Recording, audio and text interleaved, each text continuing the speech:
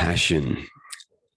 As we progress through this, I'm going to open up and show some vulnerability here about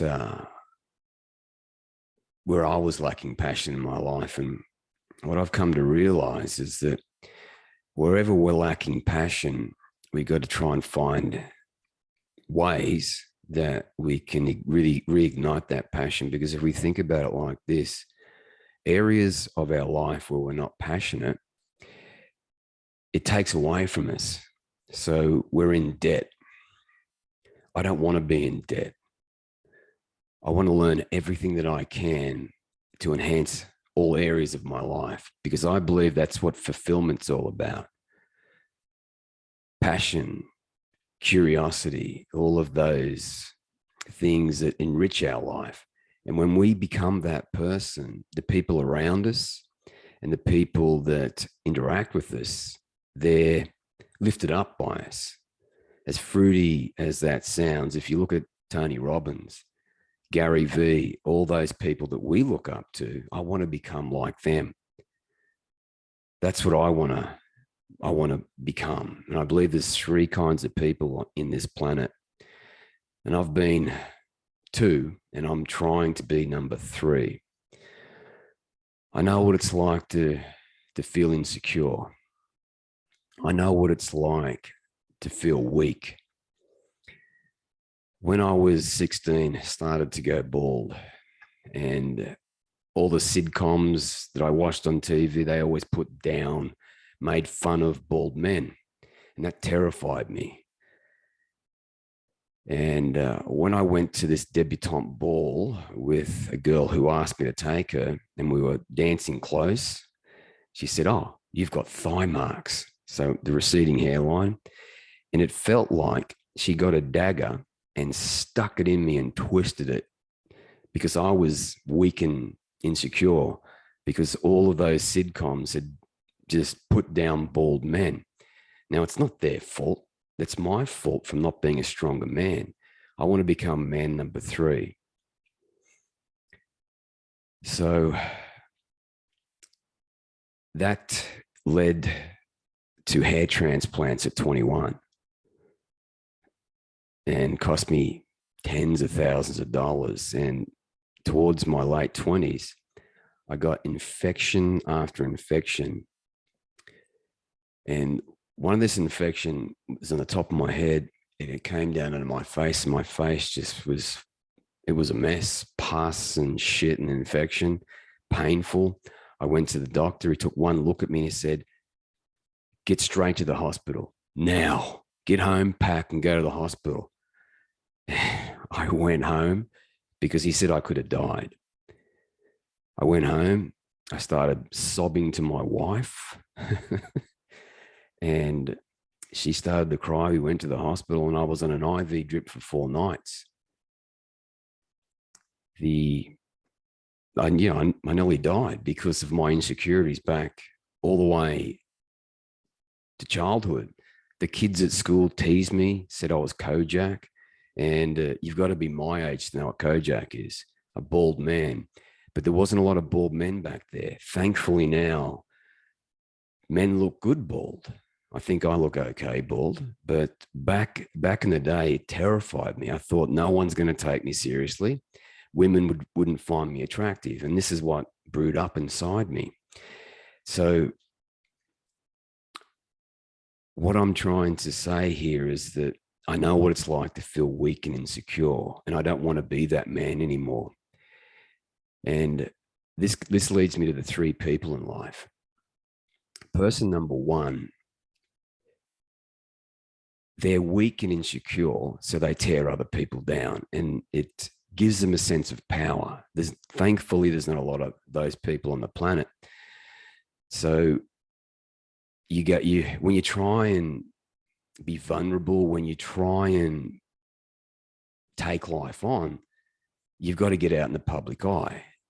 You've got to become someone like the Gary V's, and you're going to get put down. And those people are what we're afraid of, these people that tear us down. And I'm grateful for those people.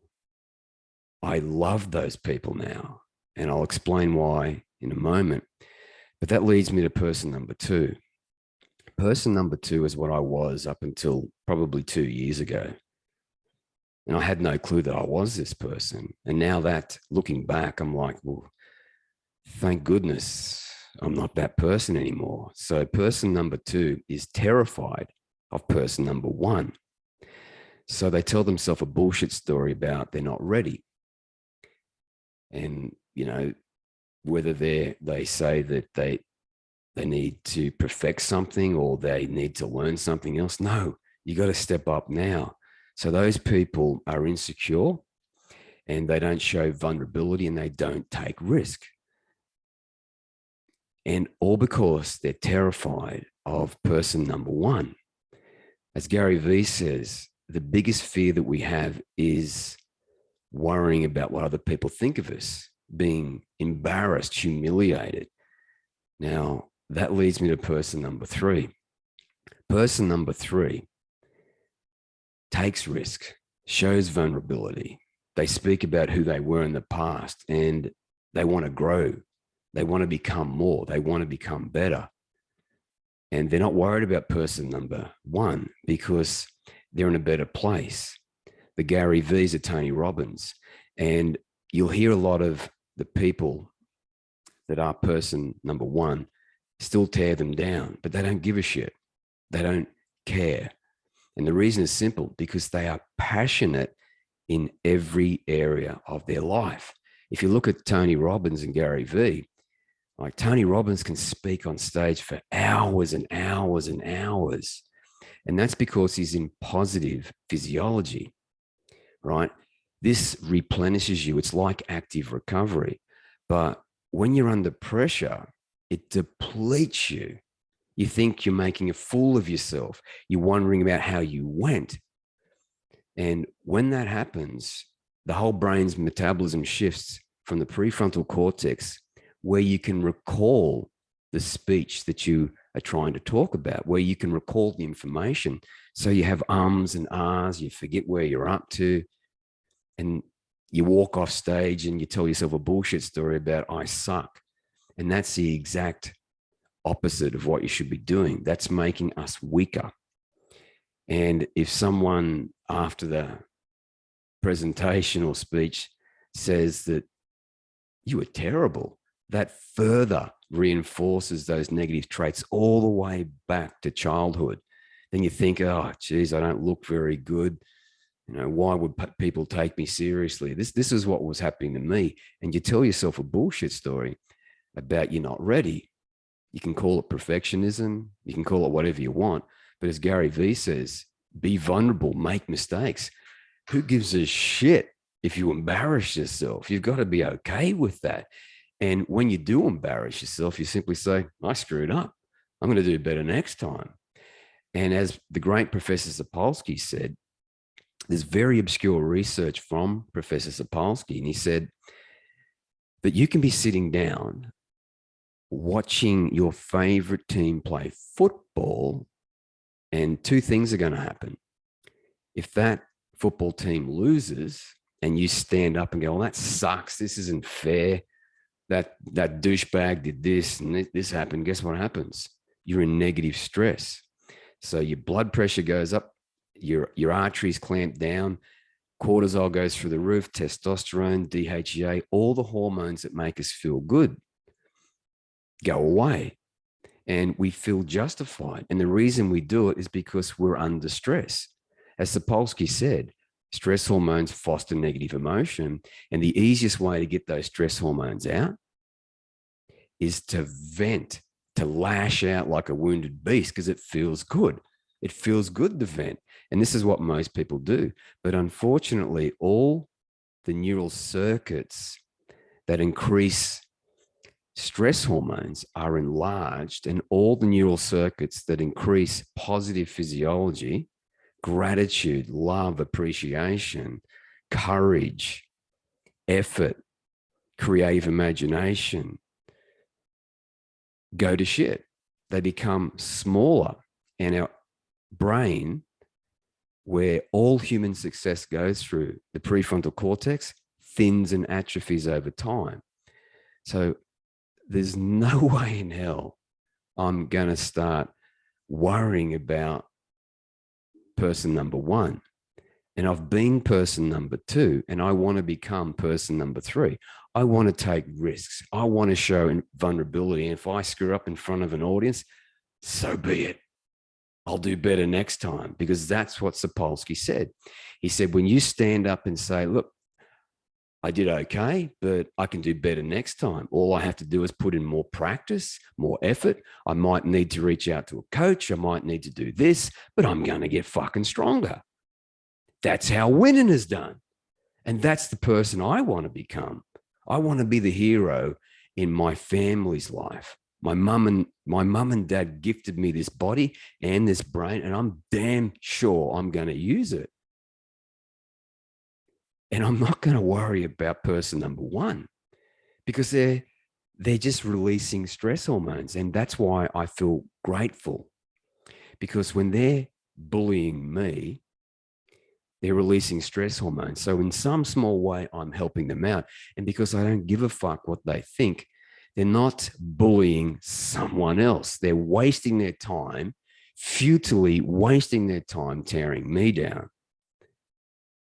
And that's a beautiful thing, I believe. Now, person number one, we've got to think about them like this. Person number one is simply stressed. Stress hormones foster negative emotion, and they vent to release stress hormones. It is that simple. So I'm actually improving their health in some small way. So I'm grateful for that. And what we have to take away is that, who do you want to be? Person number one, well, clearly not. They're douchebags, but they're just wounded animals, and it's not their fault. There's a lot of stress in this world, and we lash out at people.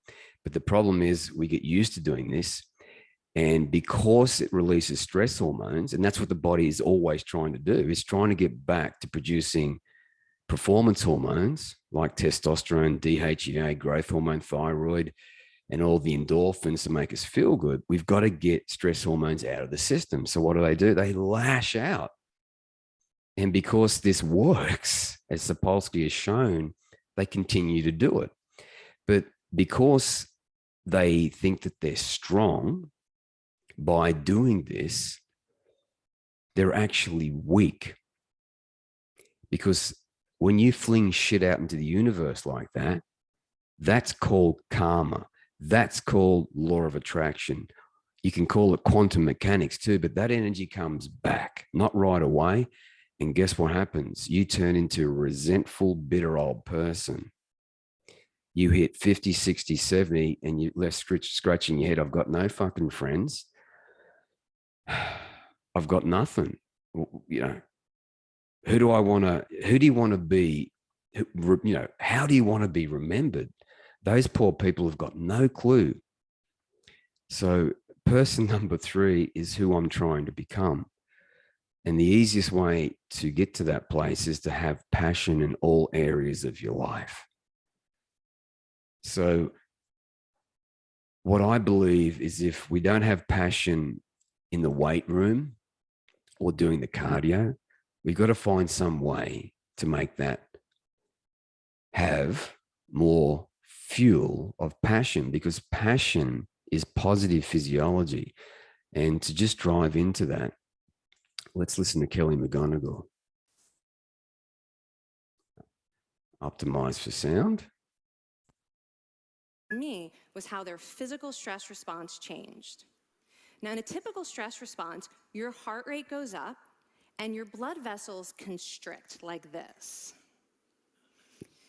And this is one of the reasons that chronic stress is sometimes associated with cardiovascular disease. It's not really healthy to be in this state all the time. But in the study, when participants viewed their stress response as helpful, their blood vessels stayed relaxed like this. Their heart was still pounding, but this is a much healthier cardiovascular profile. It actually looks a lot like what happens in moments of joy and courage. So those poor people who are number one, worse health outcomes. Blood pressure goes up, and they vent and they tear other people down to release those stress hormones, the neural circuits of stress get larger, stronger, more metabolically active. And by default, when they feel stress, they lash out. This isn't fair. This fucking sucks. Look at this shit. Then they tear other people down when they see something or hear something they don't like. I don't want to become that person.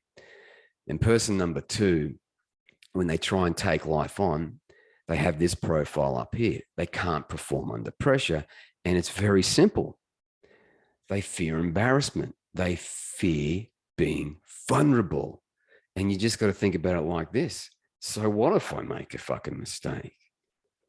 So what if I embarrass myself? I'm going to get better next time, because that's going to make your arteries like this, better health outcomes. You're going to be pushing up testosterone, DHEA, thyroid growth hormone, and that equates to this: superior military performance, problem solving, academic performance. So these hormones are working for us, not against us. And this clearly shows what stress does. So when you are running on stress, cortisol was significantly and positively related to stress effects. What are stress effects? Guilt, hostility, burnout, anxiety, stress effects. So for the people in number two, they feel guilt, they feel burnout, they feel anxiety, and that's terrible, worse health outcomes.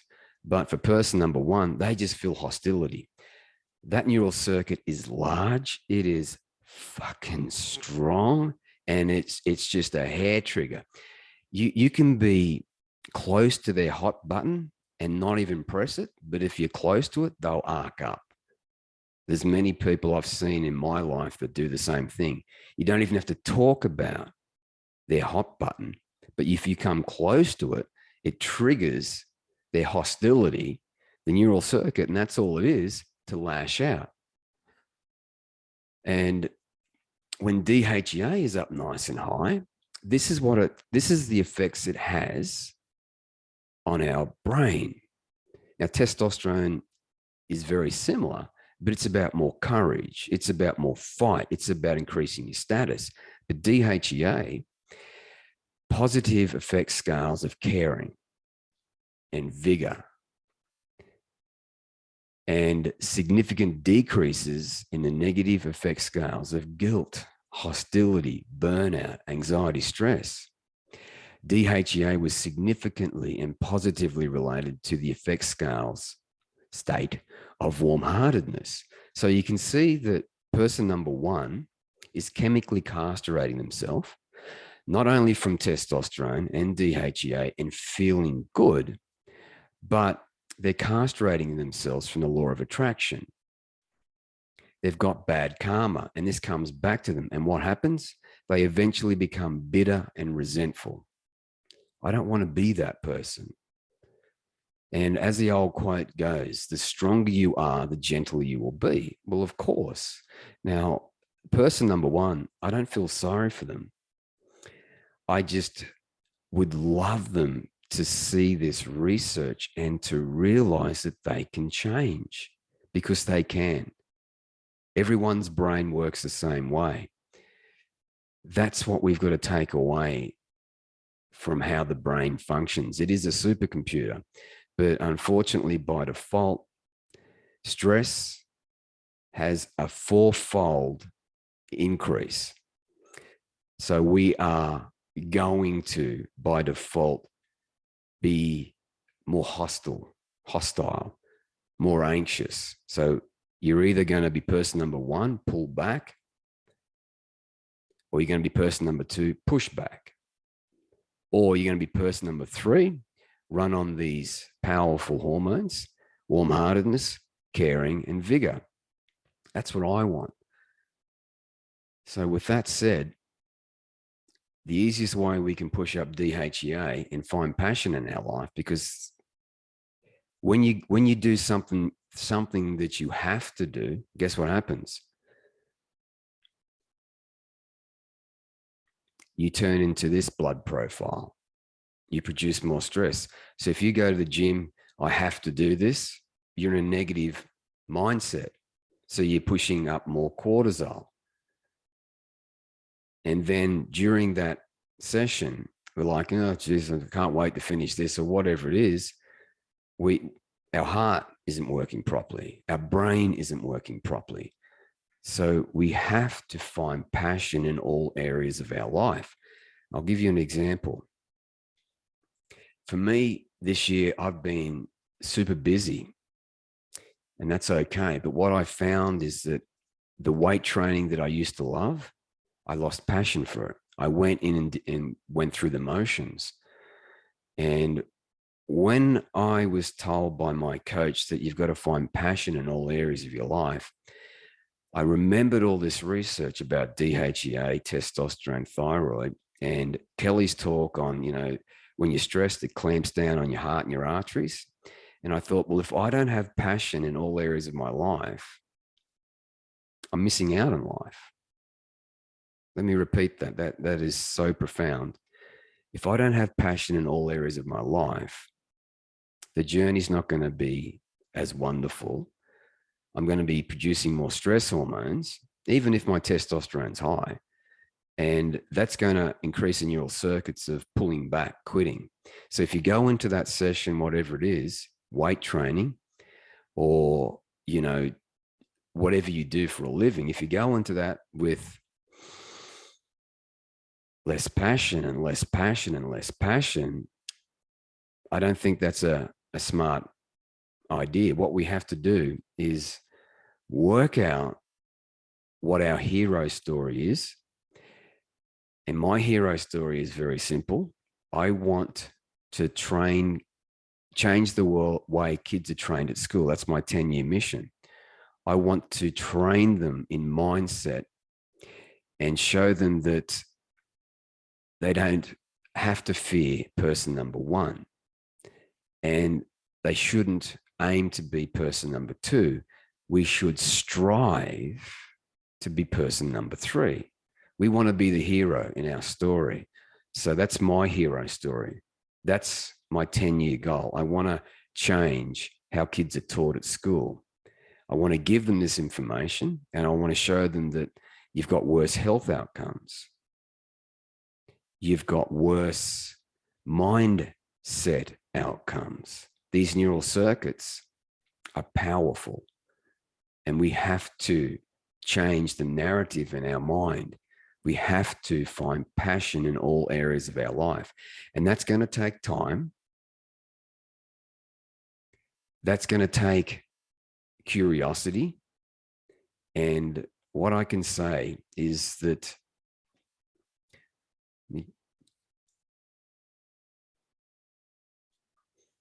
for the gym, for me, it's about getting stronger. That's where my passion is. And what you don't measure, you don't know. This is me. This was recorded on the 9th of August, 2013. So 8 years ago. And I got to a place where I felt amazing. And this is what's bringing the passion back for me, is starting to do strength training again.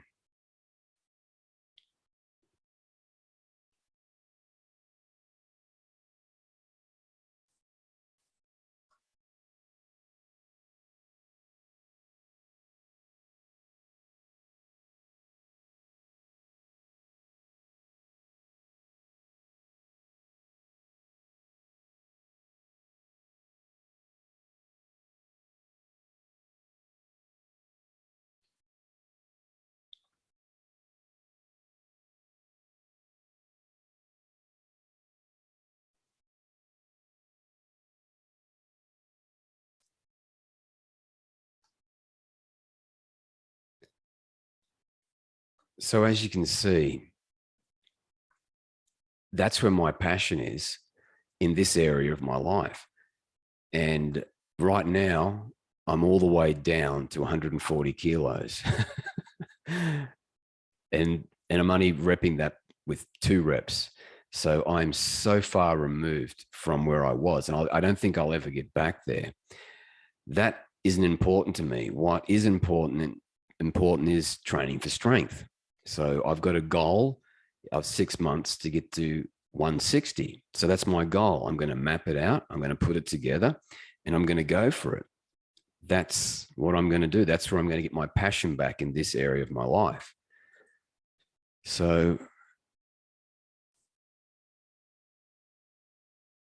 the takeaway, I believe, is that we want to strive to be person number 3, and we've just got to let go of what other people think of us. Like this video here, my brain's telling me, and I'm not listening to it, that I'm not doing it very well. The beginning of it, I could have said it better, right? This is the perfectionist in your brain. And I'm not going to listen to my fucking brain, pardon my French. But what we've got to understand is that we're our own worst enemy. It's not person number 1. That's not our worst enemy. Because if you look to our heroes, they got there. What you've got to understand, I believe, is that someone once stood where you stand today, and they're where you want to be. As Tony Robbins said, all you have to do is find out how they got there, the steps they took to get there. And if we understand that and the mistakes they made to get there, and I've made plenty of fucking mistakes. If you understand the mistakes, but the steps that actually moved you up, that's an unfair advantage. And that is why I reach out to coaches. Yeah, I don't know how many books that I've read and how many courses that I've taken, but it's not until I started working with coaches that they say, oh, look, man, that, you know, you've got to do it differently. So they're where I want to be. They are where I want to be. So you're making this mistake. This is what you want to do. So the coach can make subtle nuanced changes in what you're doing if you screw up. And that's the beautiful thing. And what I'm trying to do now is look back at all my mistakes so I can give the people who I help the actual steps to get there much faster. Because as I've said, you know, this year I've made plenty of mistakes, a hell of a lot of mistakes. And I'm logging them all up now, and I'm not going to make those mistakes again. There was a powerful quote on the series Yellowstone, and it thundered through me. Rip, he said that he was speaking to a young male, and he said, listen, you've got 2 roads in life. You're either winning and learning, right? There's no failure, there's no loss. You either learn the lesson, or road number 2 is you're losing all the way to the grave. And what I have learned is that you don't even know you're losing because you're person number 2 or you're person number 1. Which leads me to the final piece of the puzzle here. Let me just play this. I have this very weird belief system. I'm a person of faith. I believe that when I go to heaven, I want the Lord to go, well done, good and faithful servant, right? But I also have this other hallucination, and I believed it for many years. I think the Lord introduces me to the destiny version. I think he's going to go, welcome to heaven. I'm proud of you, good and faithful servant. By the way, meet Eddie, your identical twin. This is the man I made you to be, what you were capable of, the memories you could have, the contributions, the experiences, the moments. This is the person I made in my image that you could have been. Could have seen the things, done the things, become that man. My ambition in my life is when I meet that dude, we're identical twins. Okay. Where I go, dude, I've been chasing you all my life. And he goes, you caught me, dude, great life. To me, that's heaven. Hell is you meet that person you were capable of and you're complete strangers. Yeah. And so every decision you make in your life is getting you closer to being that man or woman or further away. So that's the big question you've got to ask. Let me just move these because I've only just started to think about these 3 people. Person number 3, who I want to become like Eddie. I want to meet my twin in heaven that went for it, that was vulnerable, that took risk, that was gentle and strong, that lifted people up, not tore them down. Because when you tear people down, this is what happens. me was how their physical stress response changed. Now, in a typical stress response, your heart rate goes up and your blood vessels constrict like this. That's the bottom line. And you're making neural circuits in your brain that produce stress hormones larger, stronger, and more metabolically active. So you got a hair trigger and you've got no idea this is even going on. It's just who you've become. You feel justified. You feel like, fuck it, because stress hormones, you want to release them, and it's good that you release them. But I say, take that shit to the gym, bang out those stress hormones in the gym. That's what Joe Rogan does. But ultimately, we've got two journeys.